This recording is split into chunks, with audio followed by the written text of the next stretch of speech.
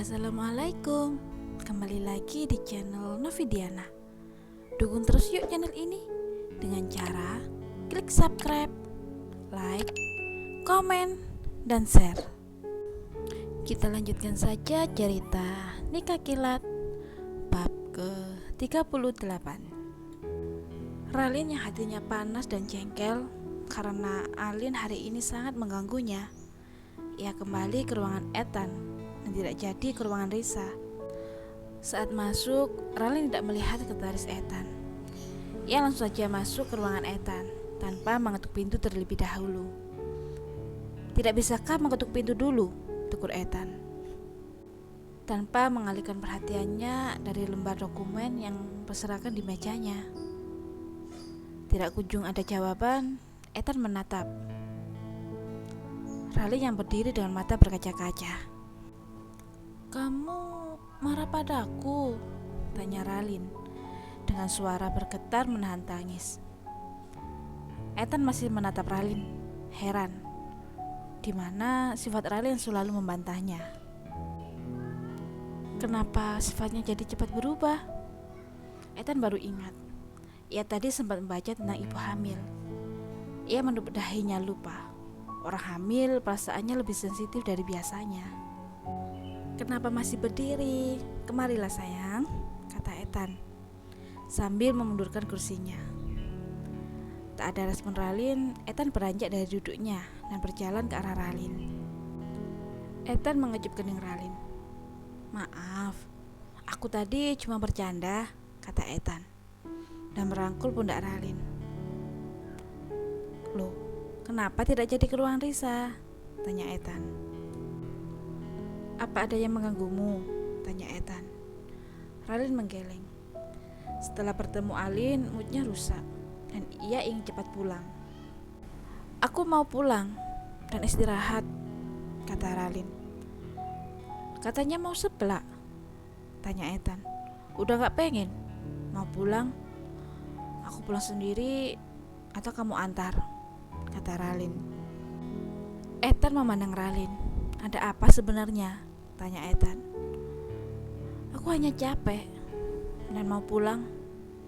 Kalau nggak mau antar, ya udah. Aku bisa pulang sendiri," kata Ralin.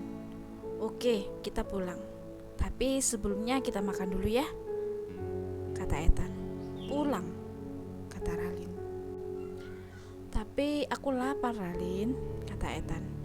"Oke, tapi aku mau makan di pinggir jalan," kata Ralin. "Emang ada siang-siang gini? Ada warteg atau bakso?" kata Ralin. "Tapi aku mau makanan Padang," lanjutnya. "Ya udah, aku tutup laptopnya dulu, baru kita pergi. Oke?" kata Ethan. Ethan dan Ralin pergi keluar. Sebelum keluar dari kantor, Ethan sempat bertemu Fadil dan Risa. "Dil, aku pulang dulu. Tolong urus semua yang belum beres ya," kata Ethan. "Oke, siap," kata Fadil. Sebenarnya Fadil harus fitting baju pernikahan, tapi berhubung Ethan membinanya untuk melanjutkan pekerjaannya, jadi mau tidak mau Fadil menyetujuinya karena memberikan waktu untuk Ethan bersama Ralin. "Oke, kalau gitu aku balik dulu ya," kata Ethan. Sepeninggal Ethan dan Ralin, Fadil menatap Risa yang nampak cemberut. "Besok ya, kan tinggal mencoba aja," kata Fadil. "Baiklah," kata Risa akhirnya. Ralin yang masih bisa mendengar ucapan Fadil berhenti. Ethan yang di sampingnya heran. "Ada apa?" tanya Ethan. "Apa pekerjaannya banyak?" tanya Ralin. "Pekerjaan apa?" tanya Ethan. "Pekerjaan yang kamu kasihkan ke Fadil," tanya Ralin. "Ya lumayan, kenapa?" tanya Ethan. Ralin yang kesal menatap Ethan. "Mereka mau menikah, Ethan. Banyak yang harus disiapkan. Kalau kamu kasih pekerjaan Fadil banyak, bagaimana dia mempersiapkan pernikahannya?" kata Ralin. Ethan menggaruk kepalanya yang tidak gatal. Baru kemarin dia pulang dan sifat Ralin sudah berubah karena hormon ibu hamil yang naik turun. Terus bagaimana sayang? Tanya Ethan. Biarkan dia pulang cepat dan kamu yang lembur, kata Ralin. Aku merindukanmu dan masih merindukanmu, kata Ethan dengan mimik baca yang lucu. Aku temani, kata Ralin akhirnya. Ethan menatap Ralin. Tadi minta pulang, sekarang gak mau. Ibu hamil memang merepotkan, batin Ethan. Oke, tapi kita makan dulu ya. Ralin mengangguk. Sebenarnya Ralin malas sekali kalau kembali ke kantor Ethan dan bertemu dengan Alin. Tapi ia tidak mau melihat rasa sedih karena gagal untuk fitting baju. Ethan segera menghubungi Fadil untuk menyuruhnya pulang. Semua pekerjaan akan ditangani Ethan. Ralin menunggu Ethan. Setelah makan siang tadi, Ralin ikut kembali ke kantor Ethan. Lin, setelah nikahannya Fadil, kantor akan mengadakan pesta. Pesta ulang tahun yang ke-15. Dan saat itu juga aku akan mengenalkan kamu kepada semua orang. Kalau kamu adalah istriku, kata Ethan. Tapi tidak ada tapi, Ralin. Aku gak mau ada yang memandang rendah kamu lagi. Aku dengar saat aku berangkat ke luar negeri kemarin, kamu dilarang masuk oleh pihak keamanan. Dan aku tidak mau itu terjadi lagi, kata Ethan. Biarkan semua orang tahu kamu adalah istriku. Ralin memandang Ethan. Ini semua demi kebaikanmu juga, kata Ethan. Tapi gak ada tapi-tapi, Ralin. Biar Alin tidak bisa menghinamu lagi, kata Ethan. Ralin memandang Ethan. Dari mana dia tahu? Batin Ralin. Bunda juga tidak setuju jika pernikahan ini terus disembunyikan. Apalagi sekarang kamu hamil, kata Ethan. Baiklah, aku terserah kamu saja, kata Ralin.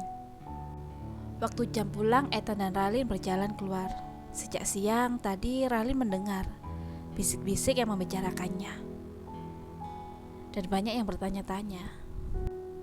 Sampai di lantai dasar, semua karyawan memperhatikan Ethan yang baru keluar dari lift khusus dengan menggandeng tangan seorang wanita cantik. Ethan berdiri di depan resepsionis.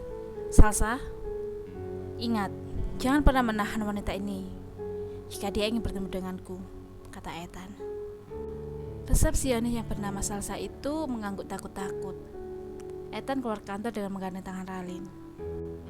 Membuat resepsionis itu bertanya-tanya, siapa wanita itu? Dia baru ingat, dia wanita yang dulu, yang ingin menemui bosnya, tapi pihak keamanan mencegahnya dan diajak masuk oleh wakil direktur, yang tidak lain itu adalah Fadil. Sebenarnya siapa wanita itu? Gumam Salsa. Sudah siap? Tanya Ethan tiba-tiba. Siap untuk apa? Tanyanya.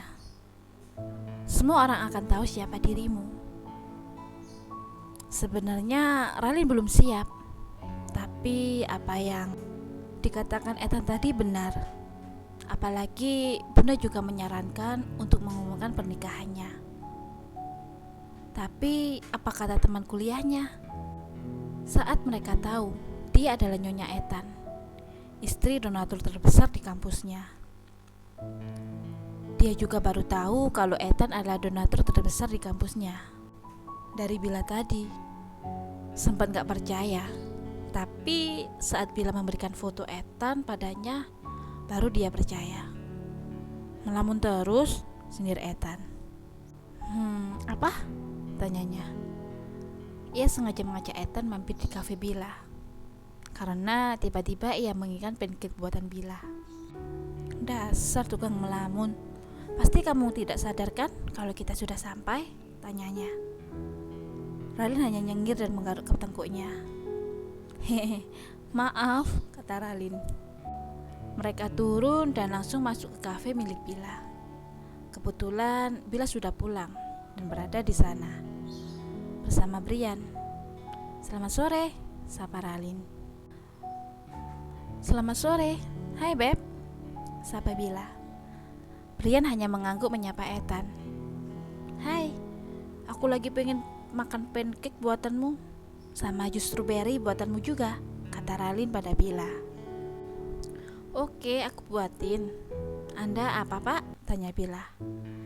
Sedikit formal, karena ia tahu Ethan adalah donatur di kampusnya.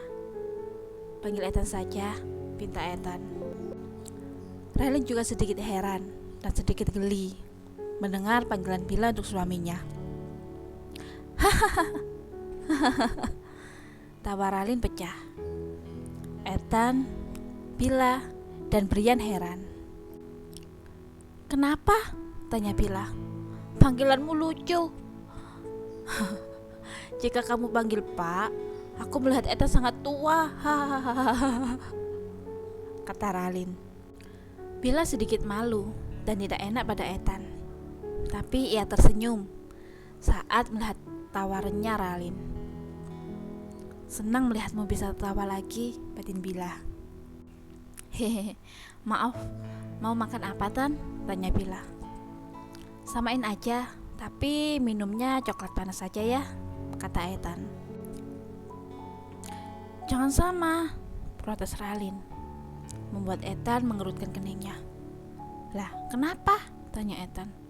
Pokoknya kamu yang ini aja, Red Velvet. Ya udah, apa kata Ralin?